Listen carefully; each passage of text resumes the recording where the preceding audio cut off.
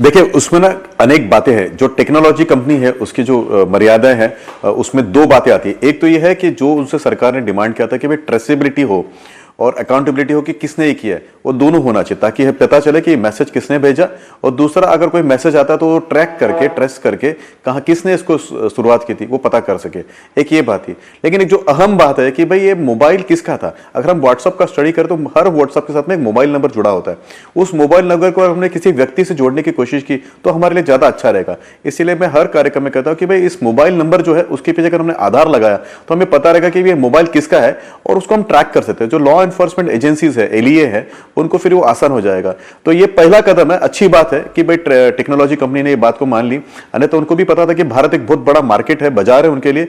1/6 of the human beings यानी करीब करीब दुनिया का हर 6वां बच्चा हमारे यहाँ पे पैदा होता है। तो वो ये मार्केट को छोड़ नहीं पा रहे थे। तो जो बात सरकार ने की उन्होंने मान ली है। लेकिन आगे बढ़ते हुए सरकार ने आधार को इससे लिंक करना चाहिए, ऐसा मेरा मानना है। नहीं, ऐसा कि जिम्मेदारी समाज की पूरी है। देखिए जब मुक्त संवाद जो होता है, मुक्त संवाद के अंदर सरकार का एक रोल होता है, एक रोल जो होता है वो टेक्नोलॉजी कंपनी का होता है, तीसरा होता है वो समाज के उस तत्व का होता है जो इसका इस्तेमाल करता है, यानी वो जो व्यक्ति उस ग्रुप में होता है उसका भी होता है। केवल सरकार की ही जवाबदारी है, सरकार सब कुछ करे और हम उनको जो है विजिलेंस करने नहीं दे, उनको सर्विलेंस करने नहीं दे, तो ऐसा तो नहीं चलेगा। क्योंकि हमारा मुक्त समाज है, फ्रीडम है हमारे पास बात करने की। इसके लिए टेक्नोलॉजी कंपनी पे कुछ अंकुश होता है और कुछ जवाबदारी जो होती है वो आप पे और हम पे भी होती है। तो एडमिन के ऊपर जो जवाबदारी है उसके अगर वो जवाबदार लोगों को उसके अंदर डालेगा और जो इंडिविजुअल जो लिखेगा उसको हम ट्रैक कर सकते हैं। आपको पता है कि एक वास्तव में सबसे कई सारी घटनाएं हो सकती है, तो कहीं ना कहीं तो जवाबदेही ना उसकी होती है। समाज ने भी उसको लेना चाहिए साथ में। नहीं, मैं आपको एक उदाहरण देता हूं। आपके न्यूज चैनल में आपके न्यूज रीडर जो पढ़ता है उसको एडिटोरियल टीम सैंक्शन करता है।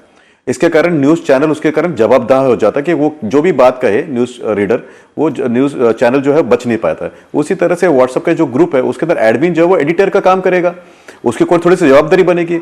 हर चीज थोड़ी सरकार करेगी, तो सामान्य जनता कर रही है। और जो टेक्नोलॉजी कंपनी है वो मिलियंस कमाती, करोड़ों रुपए उसमें से कमाती है, उसकी भी जवाबदारी बनती है। वो केवल अपने आप को पोस्टमैन बोल के छुड़ा नहीं सकते।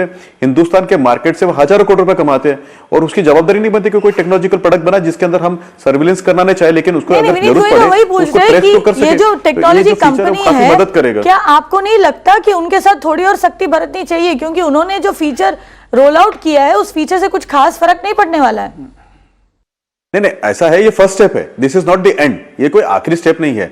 आगे जाके हैशटैग लगा के हम आपको ये पता चले कि वो मैसेज आपने लिखा है कि फॉरवर्ड किया है। अगर उसको ओपिनियन फॉर्म करना चाहिए कि मैसेज आपके पास है तो साथ में उसके ऊपर percentage of people set spam, ऐसा कुछ आ सकता है क्या? ये बहुत सारी संभावनाएं है। ये संभावनाएं आप और मैं आधे घंटे के प्रोग्राम में तो तय नहीं कर सकते, लेकिन कई सारी बातें चर्चा में आई है। टेक्नोलॉजिस्ट जो है रितेश जी जैसे लोग वो उसमें मदद कर रहे हैं उनको, और सरकार इसके साथ में। ये तो हो गया टेक्नोलॉजी कंपनी की बात, लेकिन सरकार भी सोच रही है कि जिस तरह से न्यूज़पेपर, जिस तरह से टीवी वगैरह जो है उनके ऊपर कुछ ना कुछ जवाबदारी होती है, उस तरह से डिजिटल कंटेंट के ऊपर कोई जवाबदारी हो क्या, उसके बारे में भी चर्चा होगी। अभी एक और चर्चा जो आ रही है बात के अंदर कि भाई फ्रीडम ऑफ स्पीच जो है और प्राइवेसी है, उसके ऊपर जस्टिस बीएन श्रीकृष्णा है, उनकी रिपोर्ट भी आनी बाकी है। तो ये सारा मुद्दा, क्योंकि मुद्दा इतना सिंपल नहीं है कि आपने कायदा बना दिया बंद कर दिया, या टेक्नोलॉजी कंपनी ने एक टूल बनाया और बंद कर दिया। इसके पीछे ये भी है ना कि भारत के अंदर जो विचार चलता है वो विचार है जमहूरियत का विचार था कि भाई फ्रीडम ऑफ स्पीच नंबर है उसके अंदर, कि कुछ लोगों ने बदमाशी करे, इसके लिए करोड़ों लोगों की बात जो है दब नहीं जाए। तो इस सारे बातों को लिखते हुए कानून भी बनेगा, टेक्नोलॉजिकल कंपनी के ऊपर भी है, और आपकी और मेरी जवाबदारी भी है, मीडिया कंपनी की और जो समाज के बाकी लोग हैं। मैं आपको एक उदाहरण देता हूं कि भाई स्तर जो है ना लिखने का वो इतना गिर गया है कि भाई व्हाट्सएप के अंदर ही केवल स्तर गिरा नहीं है, कई जगह पे आपने कई सारी मीडिया चैनल्स पे देखा होगा कि अपनी बातों को जोर जोर से बोलते, चिल्ला चिल्ला के बोलते, गलत बातों को भी वो सही बताने की कोशिश करते हैं। तो वो भी जो है वो मीडिया कंपनियों को सोचना पड़ेगा। नसीब से आपकी कंपनी तो जो है बहुत अच्छा, आपका जो चैनल बहुत अच्छी बातें करते हैं, बातों को अच्छी तरह से बताने की कोशिश करती है, लेकिन जो बेजवाबदार चैनल होंगे बाहर उनको रोकने की कोशिश होगी, उनको भी थोड़ा सा बताना पड़ेगा कि भाई जवाबदार बनिए। साथ में समाज के जो अन्य ठेकेदार हैं, फिर वो पॉलिटिकल पार्टी हो या फिर वो हाई मोरल ग्राउंड्स हो, जहां पे हमारे जो रोल मॉडल्स होते हैं समाज के, उनको भी थोड़ा सा हमको बताना पड़ेगा कि भाई आप जो करते हैं उसके कारण भी समाज के ऊपर परिणाम आते हैं। तो ये बात जो है वो बहुत व्यापक है। टेक्नोलॉजी कंपनी का टूल बनाना ये तो एक बहुत छोटा सा उसका अंदर का मुद्दा है, वो हमने अचीव कर लिया, और वो टूल आज एक दिन में बन गया ऐसा नहीं है, रोज आएगा। उन्होंने कहा कि भाई हम और विशेषज्ञ भी अपॉइंट करेंगे हिंदुस्तान के अंदर, खास करके हिंदुस्तान की साइकोलॉजी समझने के लिए। और हमको भी जो है बहुत सारा सिग्नल मिल रहा है। अभी ये हो सकता है कि जो बातें आज हमने जो देखी है, फेक न्यूज जो देखी है, उसकी ना 3 बातें हो सकती है मैडम।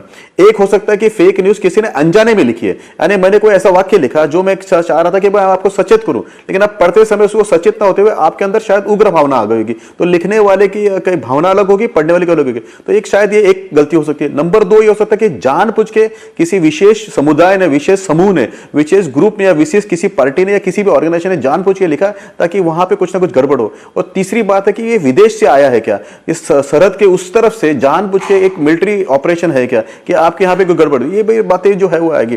तो टेक्नोलॉजी जो है एक छोटा सा उसका दायरा है, एक छोटा पार्ट है, कायदा दूसरा पार्ट है, तीसरा पार्ट है कि समाज की अपनी जवाबदेही, और चौथी बात है कि इंटेलिजेंस एजेंसी इसके ऊपर सोचे कि ये क्यों हो रहा है, कैसे हो रहा है और कौन करा रहा है इसको, ये जानबूझ के हो रहा है क्या, क्योंकि ये केवल उसी जगह होता है जहां पे भारतीय जनता पार्टी की शासित सरकार है। तो ये इतना तो कोई कोइंसिडेंस नहीं हो सकता है कि किसी ने लिख दिया और 4 लोग जाके किसी को मॉब लिंचिंग करके मार देते हैं। तो ये सारी जो बातें हैं, और एक और मैं आपको विशेष बताऊंगा, आज ये पॉलिटिकल डिबेट नहीं है, यहाँ पे मेरे सामने दूसरे पक्ष के लोग ने, इसके लिए मैं पॉलिटिकल बात नहीं कर जाता हूं, लेकिन एक छोटी घटना होती है उसके ऊपर तो हम बहुत बड़ी चर्चा करते हैं, लेकिन जो बड़ी घटना होता है उसकी कोई चर्चा ही नहीं करता है। उदाहरण के तौर पे केरला में 5 प्रीस्ट ने मिलकर एक महिला की प्रताड़ना, विनीत जी, महीनों तक। हमारी स्थिति तो ऐसी है कि हमने जब एक कदम 6 महीने पहले उठाने की कोशिश की तो कई सारी चैनलों ने उसको दबाने की कोशिश की, ये कह के कि भाई हम फ्रीडम ऑफ स्पीच को दबाने की कोशिश करें या सर्विलेंस करने की कोशिश करें।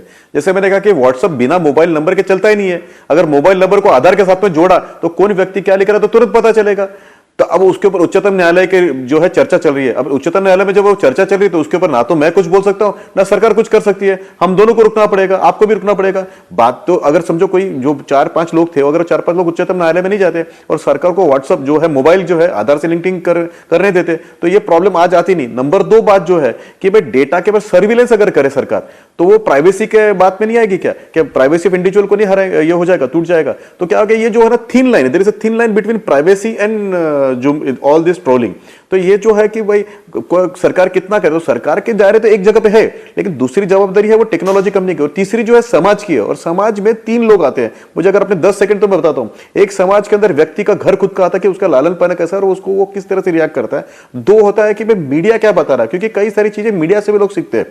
आईडी से आदमी पकड़ा जा आपको सकता कैसे है, पता, आपको तो लग रहा है इस फोन नंबर से आप यहाँ पर दोषी आदमी को क्यों नहीं पकड़ सकते हो? आपको लग रहा है, इसी को कहते हैं कि गैर जिम्मेदार, इसी को कहते हैं कि गैर जिम्मेदाराना सेंटेंस है। आपको कैसे पता कि उसको कैसे पकड़ा है? इसीलिए मैं कह रहा हूं कि जब उन्होंने कंप्लेंट किया प्रियंका चतुर्वेदी जी ने, और उस लिंक को लेके जो ट्रैक किया गया था, जो ट्रैकिंग हुआ है, उस ट्रैकिंग के अंदर सेल डंप निकाला जाता है मैडम, इसी को बेजवाबदार रिपोर्टिंग कहा जाता है। आपको पता है कि उसको कैसे पकड़ा है?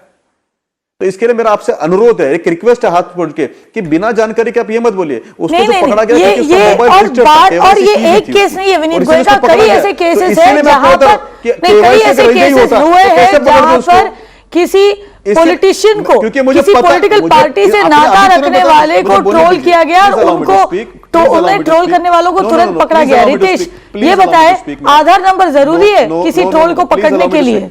प्लीज बता, आपने जो कहा ना कि आधार नंबर, उस पर आधार नंबर रुकिए रितेश, लॉ एनफोर्सिंग एजेंसीज के साथ काम करें। रितेश जल्द से जल्द बताएं आपको यहाँ पर आधार नंबर की क्या जरूरत है? मेरा रिक्वेस्ट आपको है कि आप जवाबदार चैनल है, लेकिन ठीक है ऐसा कि ट्रैकिंग कैसे करेंगे ना, एलईए करने के बाद में ट्रैकिंग कैसा होगा? मैडम आप ये मुझे बताइए कि टेक्नोलॉजी ऐसा है, आप कहते हैं कि एक जगह पे मेरा हाथ काट दोगे, फिर बोले कि जाके पकड़िए। सरकार को पकड़ने के लिए कोई ना कोई तो साधन चाहिए ना। आप जब कहते, हम जब आपको बता रहे कि साधन है तो आप कहते हैं वो साधन तो मत लीजिए, लेकिन आप पकड़िए। मुझे बड़ा आश्चर्य हो रहा है यहाँ पर कि कोई भी मुद्दा आप उठाए तो कैसे घूम फिर कर, विनीत गोयनका, कैसे घूम फिर कर आप उसे आधार पर लाकर छोड़ देते। एसएस राव जुड़े बेंगलुरु से, राव साहब बताएं। विनीत गोयनका, राव साहब, विनीत गोयनका दर्शक फोन पर है, आपके वोटर फोन पर है, राव साहब बताएं। जरूरत है ना मैडम, आप जरा सोचिए। जी बोलिए विनीत गोयनका जी, बोलिए। कि उसके पीछे केवाईसी होना चाहिए और पता नहीं, आपने मेरे सवाल का जवाब नहीं दिया यहाँ पर विनीत गोयनका। मेरा सवाल सिर्फ ये था कि क्या आपको नहीं लगता है कि कहीं ना कहीं हमारा जो लॉ एंड ऑर्डर सिस्टम है उस पर से लोगों का भरोसा उठता जा रहा है, इसीलिए जो है आप देख रहे हैं कि लोग मैडम कांग्रेस के जमाने में कोई पकड़ा जाता। मैं आपको उदाहरण देता हूं, मुझे बोलने दीजिए, फिर मुझे बोलने, अगर लॉ एंड ऑर्डर खराब होता तो 2 दिन में पकड़ा जाता। मैं आपको बताऊं, कांग्रेस के आईटी सेल के अंदर एक लड़की ने कंप्लेंट किया, माइनॉरिटी की लड़की है, उसने कंप्लेंट किया, लिखित राहुल जी को भी किया और दिवस मंदना जी को भी दिया। जिस लड़की ने बताया कि इस लड़के ने मेरे साथ में अभद्र व्यवहार किया, उन्होंने अभी तक उसको पकड़ा नहीं है, उन्होंने अभी तक उसकी कंप्लेंट नहीं की, उसको करते हैं बेजवाबदार। यहां तक कि जो पुलिस स्टेशन है मुंबई का, उन्होंने जो काम किया वो तो सराहनीय काम है कि 2 दिन के अंदर ट्रैक करना और उस महेश्वरी नाम के लड़के को पकड़ के लाना। आप सोचिए, अगर लॉ एंड ऑर्डर कम होता, विनीत गोयनका जी, उन्होंने सराहनीय काम किया, ये मैं मानती हूँ, लेकिन आपको कहीं ना कहीं ये भी मानना पड़ेगा कि अगर पूरे देश में इस तरह का आग फैल रहा है तो उसकी और भी कोई वजह होगी। सिर्फ ये कहना कि व्हाट्सएप के वजह से हो रहा है या फेसबुक के वजह से हो रहा है, ये गलत है। कारण एक ही है कि हम आइडेंटिफाई नहीं करने दे रहे, बिकॉज उसका कारण एक ही है मैडम कि हम व्हाट्सएप जो मोबाइल पे चलते हैं उस मोबाइल को लिंक करने के लिए नहीं दे रहे हैं। अगर लिंक करने देंगे तो 90% प्रॉब्लम सॉल्व हो जाएगा।